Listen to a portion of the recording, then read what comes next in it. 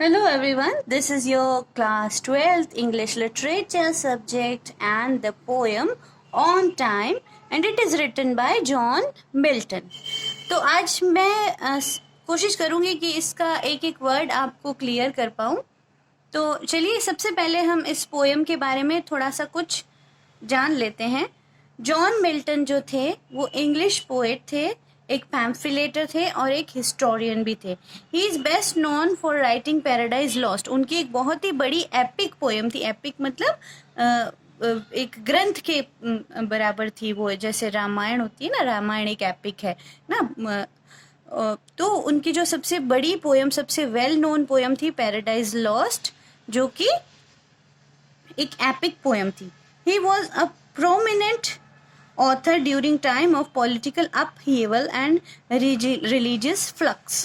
जिस समय इंग्लैंड के अंदर रिलीजियस फ्लक्स चल रहा था, मतलब कि लोग रिलीजन के खिलाफ हो गए थे, लोगों में बुराइयां बहुत ज़्यादा हो गई थी, उस समय ये पोएम्स लिखते थे। तो इनकी पोएम्स में भी वही वाला टाइम डिपिक्टेड है। His poetry and prose reflect deep personal convention and passion for freedom and self determination. ठीक है, अब इसके अलावा आपको मैं एक अलग से वीडियो बनाऊंगी जिसमें मैं पोइट्स के बारे में डिस्क्राइब करूंगी, बट अभी हम टाइम वेस्ट नहीं करते, हम इस पोएम को पढ़ते हैं। सबसे पहले जो पोएम है ऑन टाइम जॉन मिल्टन की, इसकी राइमिंग पैटर्न क्या है। राइमिंग पैटर्न क्या होता है कि पोएम की क्या लय चल रही है ना, जो लास्ट वाले वर्ड्स होते हैं ना वो राइम्स बनाते हैं। तो एक कॉन्सिस्टेंट पैटर्न फॉलो करती है ये, जो कि है A B C D D C E E F F G G H H I I J K J. ठीक है, ये जो लास्ट वाले वर्ड है, race hours pace, race pace hours drivers, ये देखो एक जैसे हैं। फिर वेन डिफरेंट आ गया, सी है ना। सो इस तरह से हम लोग राइम स्कीम पता कर सकते हैं। तो ये इसी तरह से होता है, race A then pace again A. Hours अलग था तो इसको बी रख देते हैं, आवर्स ड्राइवर्स ये बी। ठीक है, वेन दोनों से ही मैच नहीं होता है एज अ प्रोनाउंसिएशन वे, सो इसको हम सी बना देते हैं। ठीक है, okay. And when draws is again another thing, so D. ठीक है, अब ड्रॉस लॉस एक जैसे आ रहे हैं इसलिए ये डी। ठीक है, नेक्स्ट गेन। अब गेन भी यहाँ कहीं से मैच नहीं करता है तो हम इसको ई। वेन देखो वेन से मैच कर रहा है सी, तो इसको सी। ठीक है, so in this way you can find out the rhymes. ठीक है, इस पोएम में यहाँ पर देखिए कुछ मैंने नोट्स ऐसे बनाए हैं, तो आप ये लाइंस आप यूज कर सकते हैं अपने आंसर्स में। On time is a 22 line single stanza poem and it follows a consistent pattern and that is the pattern। okay, next इस पोएम में एक तो टेम्पोरल थिंग है और एक एटर्नल थिंग है। टेम्पोरल थिंग क्या होती है, जो भी बैड हैबिट, जो भी बुरी आदतें होती है, जो भी बुराइयां हैं, एनवाई, ग्रीड, सेल्फलेसनेस, सेल्फिशनेस, ये सारी जो बुरी चीजें हैं ना, ये टेम्परेरी समझी गई है ना। और जो love, peace, truth, selfless love, इन सब चीजों को एटर्नल समझा गया है। ठीक है, अब यहाँ पे जो पोएट है वो टाइम से कहता है कि ये जो टेम्पोरल जो चीजें हैं ना सारी, इन सबको खत्म कर दो, इन सबको खत्म करके जल्दी से कंज्यूम कर लो ताकि सिर्फ अच्छी वाली चीजें बच जाए। ठीक है, अब हम इसको समझने की कोशिश करते हैं। एंड वाई का मतलब है यहाँ पे, it is the symbol of grid and selfishness. लोग मतलबी होते हैं, लालची होते हैं, उसका सिंबल है एंड वाई। ठीक है, यहाँ देखो in the very first line, poet जो है जॉन मिल्टन, ये टाइम से कह रहा है ना, टाइम को एड्रेस कर रहा है, टाइम से कह रहा है फ्लाई एंड वाइज टाइम। इस लाइन में पर्सोनिफिकेशन भी है, टाइम को कह रहा है उड़ने के लिए, दौड़ने के लिए रेस में, तो वो कह रहा है कि तो टाइम को एक पर्सन की तरह यहाँ पे डिनोट किया गया है ना, तो ये पर्सोनिफिकेशन भी है यहाँ पे, एक फिगर ऑफ स्पीच। चलिए लाइन को देखते हैं, fly and why, so fly and wise time till thou run out thy race। now एक और वर्ड यहाँ पे thou का मतलब इंग्लिश पोएट्री में जहां पर भी thou आता है इसका मतलब होता है यू। ठीक है, thou, एंड जहां पे thy दाय होता है इसका मतलब है योर। ओके, ये आप याद रखिए बेटा लिटरेचर में। Fly and wise time till thou run out the race. ये जो इस लाइन में पहली ही लाइन में पोएट जो है टाइम को कह रहा है तुम एनवाइस हो। एनवाइस टाइम मतलब बुरा समय। तो बुरे समय को पोएट कह रहा है कि तुम जल्दी से यहाँ से चले जाओ। तुम्हारी जो रेस है, जो बुरी वाली रेस है, जो तुम बुरा समय लेके आए हो, इस रेस को जल्दी से खत्म कर लो। ठीक है, फ्लाई, इतनी तेज रन करो, इतनी तेज भागो कि लगे तुम फ्लाई कर गए, उड़ गए। सेंस क्या है कि बुरे समय से कवि कह रहा है, पोएट कह रहा है कि तुम जल्दी से यहाँ से चले जाओ। Call on the lazy leaden stepping hours. तुम्हारा वो जो समय, वो जो घंटा है जो बहुत देर से बीतता है, वो उसे बुलाओ और उसकी भी स्पीड को बढ़ाओ। क्या मतलब है इसका?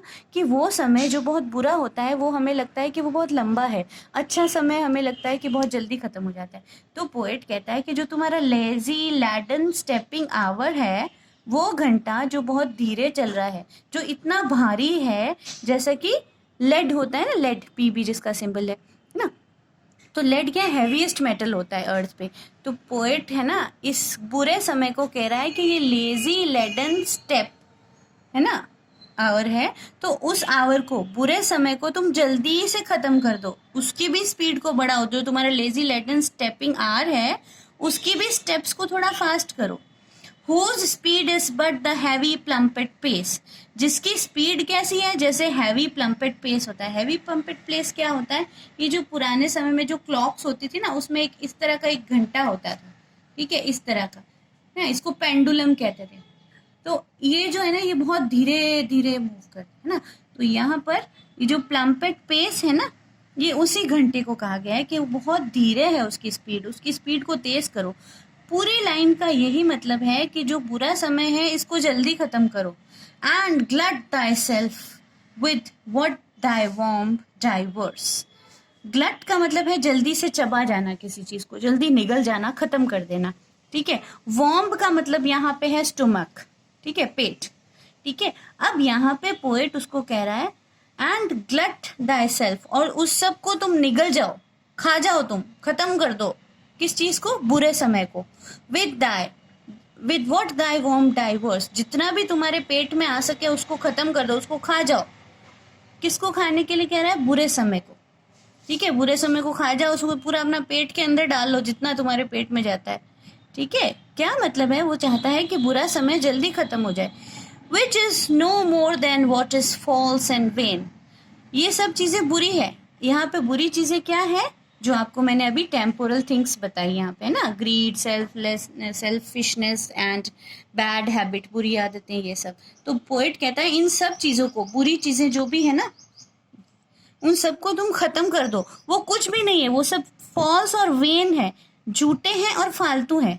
मतलब कि बैड हैबिट है, हम किसी से जलते हैं, ईर्ष्या करते हैं, हम उस जलन के मारे हम सेल्फिश हो जाते हैं। ये सब चीज़ें जो है ना, ये बहुत ही बुरी है, इन सबको ख़त्म कर दो। एंड मियरली मॉर्टल ड्रॉस, और ये सारी चीज़ें एक दिन वैसे ही ख़त्म हो जाएगी। यहाँ पे पोएट का थोड़ा ऑप्टिमिस्टिक व्यू हमें देखने को मिलता है कि ये जो बुरी चीज़ें होती है, जो एनवाई होता है, जो सेल्फिशनेस होता है, ये सब तो वैसे ही मॉर्टल है। मॉर्टल क्या होता है? जो ख़त्म हो जाता है ना, जो हम एक दिन जिसको ख़त्म होना है, जिसका अंत होता है। तो ये सारी चीज़ें वैसे ही मॉर्टल है, लेकिन पोएट जो है टाइम को कह रहा है कि तुम जल्दी से इनको ख़त्म कर दो। ठीक है, अब जब तुम ये सब जल्दी ख़त्म कर दोगे, So less is our loss, so little is thy gain। दाई का मतलब मैंने बताया था योर। ठीक है, तो जब तुम ये सब कर दोगे, तुम जल्दी खत्म कर दोगे इस बुरे समय को, तो हमारा जो लॉस है, बहुत कम चीज होगी जो हम लॉस्ट करेंगे उसमें, और तुम्हें भी बहुत कम गेन होगा। मतलब ये जो, अगर तुम इस समय को जल्दी खत्म कर दोगे तो किसी को कोई फर्क नहीं पड़ेगा। So little is our loss, so little is thy gain। ठीक है, इसका मतलब है कि तुम अगर इसको जल्दी, एनवाइस टाइम को जल्दी खत्म कर दोगे तो बहुत ही कम लॉस होगा और बहुत ही कम गेन होगा। मतलब कि कुछ फर्क नहीं पड़ने वाला है उससे, अगर बुरा समय जल्दी चला जाएगा तो, या बुराइयां जल्दी खत्म कर दोगे। आई थिंक ये लाइंस आपको क्लियर हो गई होगी, मुझे कमेंट करके बताइएगा। Next, for when as each thing, अब पोएट यहाँ पे कह रहा है कि जब सब खत्म कर दोगे, तुम निगल जाओगे, बुराइयों को खत्म कर दोगे, ग्लट कर जाओगे, तुम्हारा वॉर्म डाइवर कर जाएगा उनको, पेट के अंदर चली जाएगी सारी बुराइयां तुम्हारे। For when as each thing bad you hasn't entombed, तो फिर जो भी चीजें बुरी है जो तुम्हारे अंदर एंटॉम्ड हो जाएगी, तुम्हारे अंदर चली जाएगी, वो कभी इस पृथ्वी पर नहीं आएगी, समय ले जाएगा उनको, है ना। समय जैसे हर चीज को ले जाता है। एंटॉम का मतलब क्या, तो टॉम बन जाना अंदर। तो जो भी बुरी चीजें हैं वो एंटॉम्ड हो गए, तुम्हारे साथ पृथ्वी पर से चली जाएगी। And last of all thy greed self consumed, तो फिर तुम्हारी भी जो ग्रीड है, जो लालच है तुम्हारा इस पृथ्वी पर रहने का, ये भी अपने आप खत्म हो जाएगा। Then long eternity shall greet our bliss, तो फिर हमारे अंदर एक लॉन्ग एटर्निटी आ जाएगी। लॉन्ग एटर्निटी क्या होती है, हम इस शब्द को मोक्ष की तरह समझ सकते हैं कि ऐसा समय जब हमें ना तो दुख में दुख हो, ना ही खुशी में खुशी हो, ठीक है, हम हमेशा बस मुस्कुराते रहे, हमारे अंदर शांति रहे, उसको कहते हैं लॉन्ग एटर्निटी। तो जब ये जलन, एक दूसरे से सेल्फिशनेस, ये सब खत्म हो जाएगी, तो हमारे अंदर एक लॉन्ग एटर्निटी आ जाएगी, है ना। शेल ग्रीट आवर ब्लिस, तो वो हमें हमारे अंदर ब्लिसनेस ले आएगी, हमारे अंदर खुशी ले आएगी। With an individual kiss and joy shall undertake us as a flood. With an individual kiss मतलब वो जो है ना, जो हमारे अंदर जो मोक्ष आ जाएगा वो हमारी आत्मा को चूमेगा, है ना। हमारे अंदर जब मोक्ष होगा, मोक्ष लॉन्ग एटर्निटी होगी, तो हमें ना तो किसी चीज का तकलीफ होगी, दुख होगा, ना ही किसी चीज का हमें अधिक आनंद आएगा, ना दुख होगा, है ना। हम जो है हमारे अंदर जो है खुशी और दुख वाली चीज बिल्कुल अलग हो जाएगी, हमारा दिमाग बिल्कुल शांत हो जाएगा। And joy shall undertake us as a flood, तो फिर जॉय हमें वैसे अंडरटेक कर लेगा जैसे जो फ्लड होता है सारी चीजों को अंडरटेक कर लेता है। जब फ्लड आता है, बाढ़ आती है ना, तो हर चीज उसके अंदर समा जाती है, पानी में डूब जाती है। तो उसी तरह से हम लोग भी जॉय के अंदर डूब जाएंगे। And when everything that is sincerely good and perfectly divine, फिर जब सारी बुराइयां खत्म हो जाएगी, सारा एनवाइस टाइम खत्म हो जाएगा, तो हर चीज बहुत अच्छी सी होगी, सिंसियरली गुड होगी, सच में अच्छी होगी, एंड परफेक्टली डिवाइन, और सब चीज जो है परमात्मा से जुड़ी हुई होगी। परफेक्टली डिवाइन का मतलब होता है ईश्वर से जुड़ी हुई। With truth and peace and love shall ever shine, तो उस समय सिर्फ सच्चाई होगी, शांति होगी, प्रेम होगा, और यही चीजें, जो ये सब चीजें क्या होती है, ये सब शाइन करती है ना। जिस भी इंसान, जो भी आप लोगों ने देखा होगा, ऐसे लोग जो सेल्फलेस होते हैं, उनका फेस भी एक अलग ही तरीके से शाइन करता है, ठीक है। जो लोग अंदर, जो अपने अंदर जलन रखते हैं, ईर्ष्या रखते हैं, वो लोग सुंदर भी नहीं लगते। About the supreme throne of him to those happy making sight alone, जब तुम एक ऐसे सिंहासन पे बैठे होगे, समय जो है बुरा समय निकल जाएगा, तो हम एक अजीब से अलग ही सिंहासन पर बैठे होंगे, जहां पर हमारे आसपास होगी सिर्फ हैप्पी मेकिंग साइट अलोन, हम सिर्फ खुश दिखेंगे, क्योंकि हमें कोई फर्क ही नहीं पड़ता है संसार के दुखों से और बुराइयों से। तो हमारी जो साइट है वो बहुत हैप्पी मेकिंग होगी। When once our heavenly guided soul shall climb, when once our heavenly guided soul shall climb, तो फिर हमारी जो आत्मा है वो हेवनली गाइडेड हो जाएगी। हेवनली गाइडेड मतलब ईश्वर से मिल जाएगी, ईश्वर उन्हें गाइड करेगा, रास्ता दिखाएगा, अच्छा रास्ता दिखाएगा। हम क्लाइम करेंगे, हम माउंटेन पे जैसे क्लाइम करते हैं वैसे हम ईश्वर के साथ चलेंगे। Then all this earthly grossness quit, तो फिर पृथ्वी में जो भी ग्रॉसनेस है, ग्रॉसनेस मतलब जो भी फालतू की चीजें हैं हमारे अंदर, जो ईर्ष्या है, किसी को दुख देने की भावना है, या फिर हम किसी का बुरा चाहते हैं, तो ये सारी चीज तो वहीं छूट जाएगी अर्थ पर ही। अटायर्ड विथ स्टार्स, तो हम जो है ना, जब हमारे अंदर ये ग्रॉसनेस ही नहीं रहेगी, तो हमारी तो ड्रेस एक स्टार की तरह हो जाएगी। हम ऐसे हो जाएंगे, हम सितारों से सज जाएंगे, पूरे अटायर्ड हो जाएंगे स्टार से। We shall for ever sit, तो हम ऐसे ही बैठे होंगे ऊपर परमात्मा के पास में, स्टार्स की तरह शाइन करेंगे। ट्रम्पलिंग ओवर डेथ, ट्रम्पलिंग ओवर डेथ, हमें डेथ से भी कोई फर्क नहीं पड़ेगा, हम उसको अभी बड़े अच्छे से स्वागत करेंगे।